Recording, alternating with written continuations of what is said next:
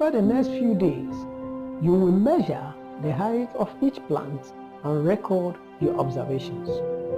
Once the experiment had been completed, we will have an example data that will look exactly like this. After 2 days, potted plant A with full sunlight has increased its height to 5 centimeters. On the 4th day, 7 centimeters, and on the 6th day, 10 centimeters, because it receives enough sunlight to carry its metabolic activities. After 2 days, potted plant B has increased to 4 centimeters. On the 4th day, 5 centimeters. On the 6th day, 6 centimeters, because it is not receiving enough energy to carry its metabolic activity. Finally, potted plant C with no sunlight increased to 3 centimeters due to energy received before the experiment was conducted. But on the 4th day, there was no increase in height due to no sunlight available to it.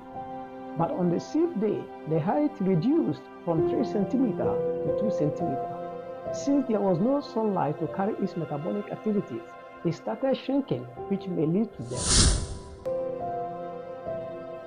What do you notice about the growth of each plant?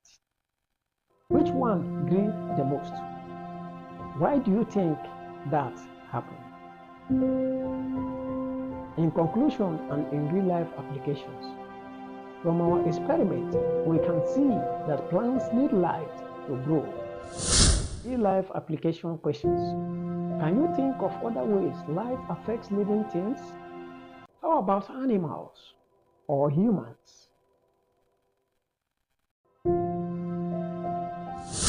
For your homework, I would like you to write a short report about this experiment.